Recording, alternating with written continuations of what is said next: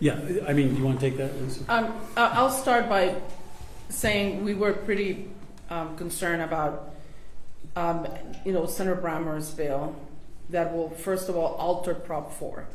And in all fairness, I have here a motion that I drafted for the Monday, the very first committee meeting on Monday the 22nd. Because I think it was quoted multiple times by the majority in their arguments. And part of what we were trying to do is, let everyone know, the public, that there's more than one test. And when we saw that language on Sunday night, because this is all within the timing of constrained timing, and that's also part of how we were all operating here.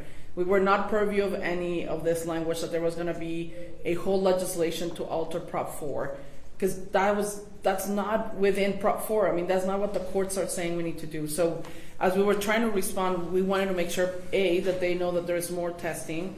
And in all fairness, part of what I added was, the other measure of partisan symmetry, which was a mean median, but also, so that was adopted, but they didn't adopt the other pieces I had in the language. To answer your question, there's about 12, and it was mentioned today. Not all of them apply correctly to Utah.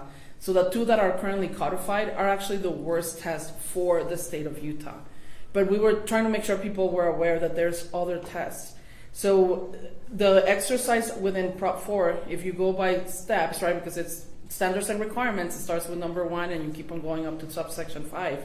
It says that you're supposed to apply the best standards, right? And those are, this may look different 10 years from now or 5 years from now.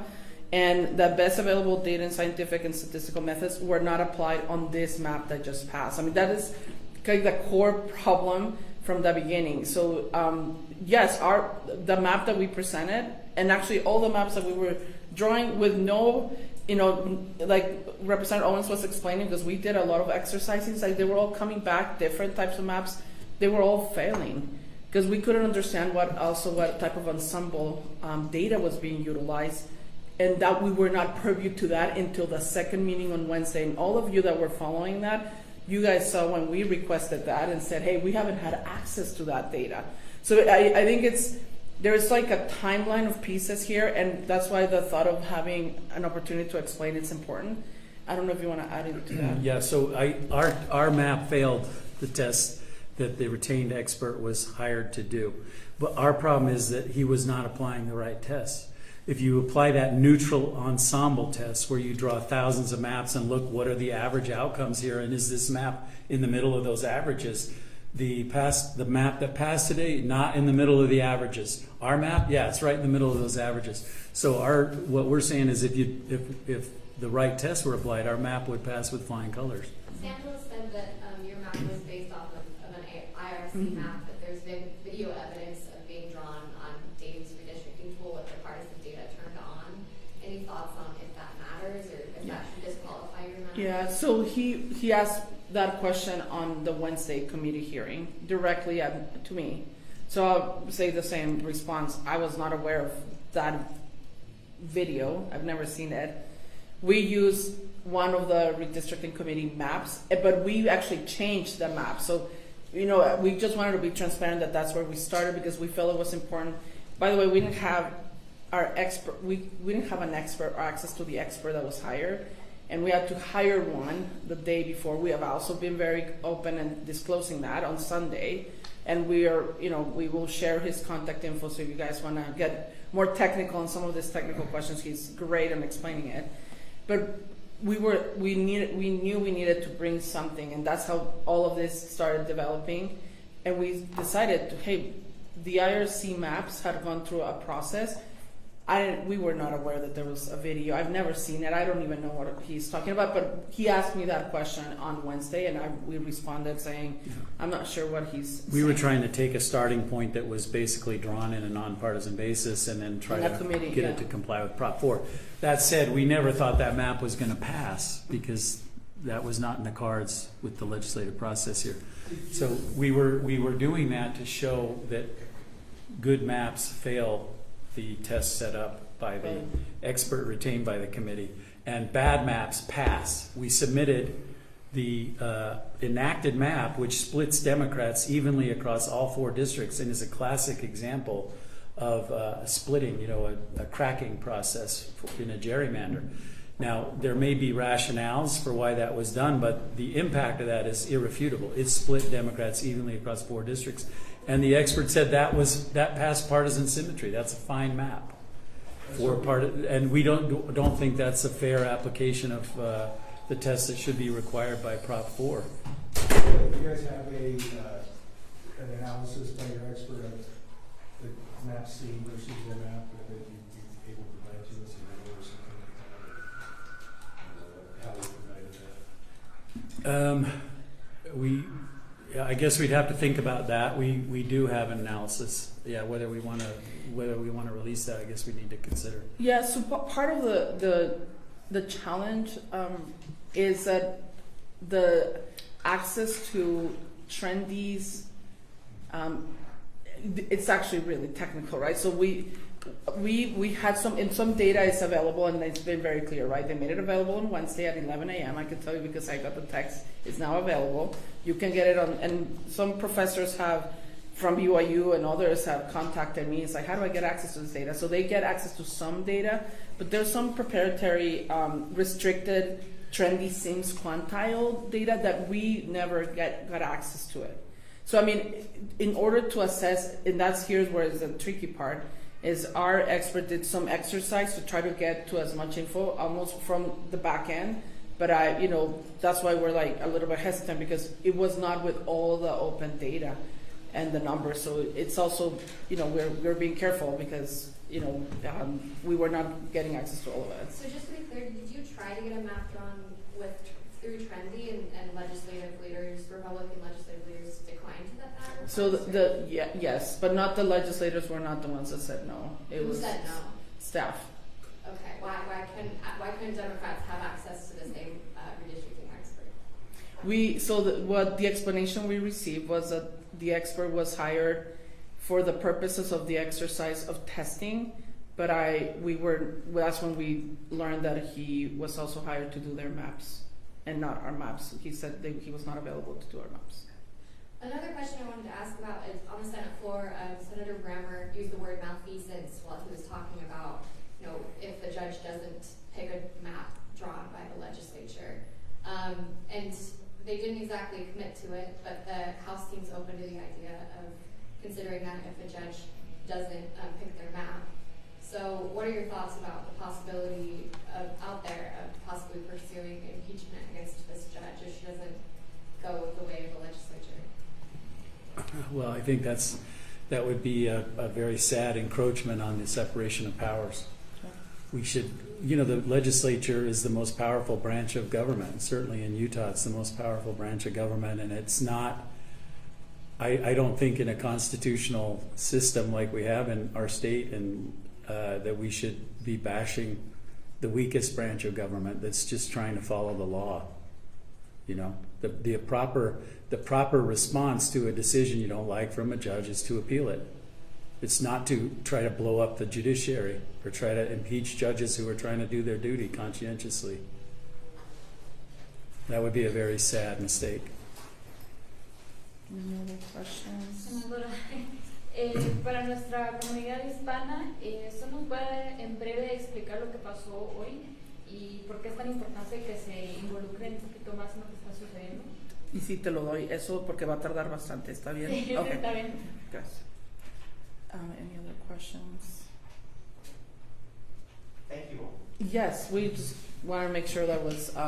We're glad you're wanna interested. add? No, I think we've gotten our position out to you. Yeah, and we did, issue our statement from our caucus, and there's 20 of us, and it's been a great honor to work with Representative Owens, that happens to be a professional trial attorney and litigator, so he's so good on what he does.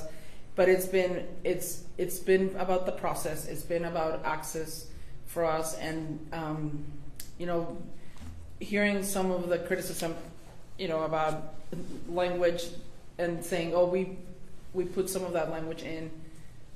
not all of it. I mean, we were not going to get into that fight on the floor, but it's important that at least people are following.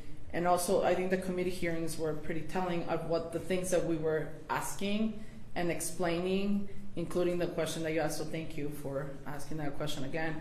We did not have access to that, and that was never clear to us until Sunday night. So the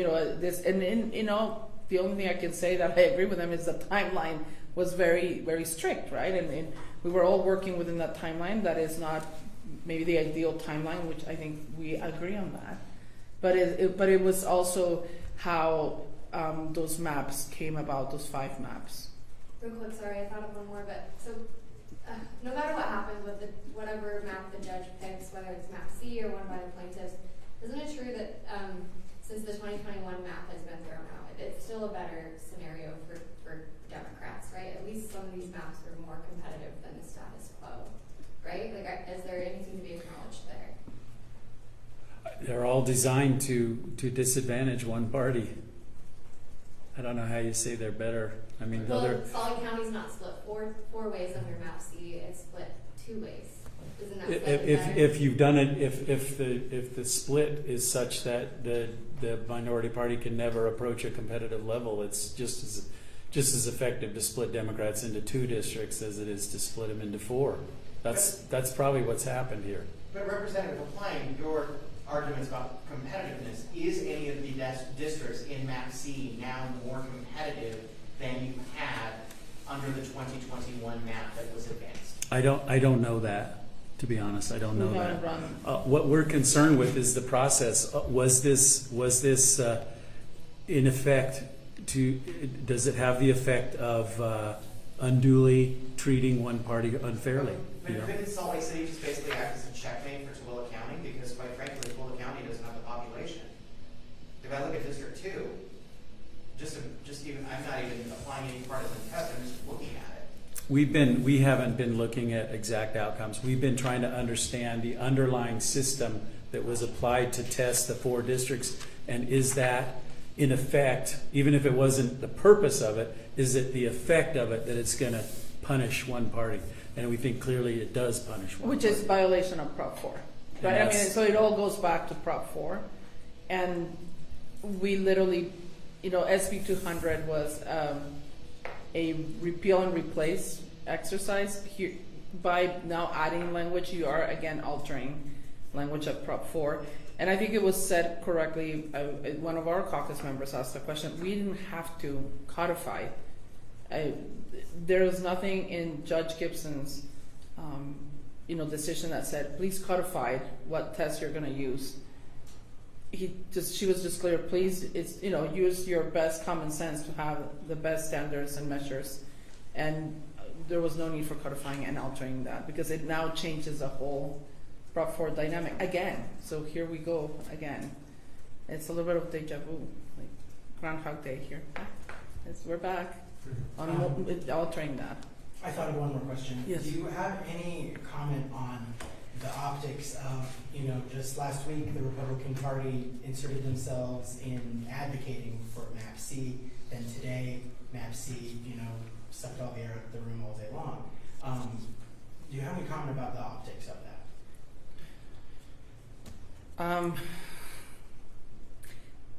I think some of our members in the Senate was explaining that part, and he's here actually, one of our senators, and he was not allowed to continue to talk about how that is undermining the whole process itself. So I will say I think that undermines the process. And obviously every organization, every group is going to advocate for whatever they want, but it was very evident what was happening. And the interesting part is if you're visiting the more than 5,000 comments that are in all the maps, I think it's telling where the people of Utah are with regards to where, how they feel about the maps. And by the way, I don't know of any entity that was advocating for any map except the map C. No other maps were being asked to be supported by anyone. And it's been interesting to see that process because the public have been engaged, and it really doesn't show like everyone is that excited about that map. Any other questions? Thank you all. Thank you. Thank you. Thank you, thank you. Glad you're interested. Been a long Thanks. day, so thank you. Very long. Okay, vamos, sí, está. Yeah, thank you.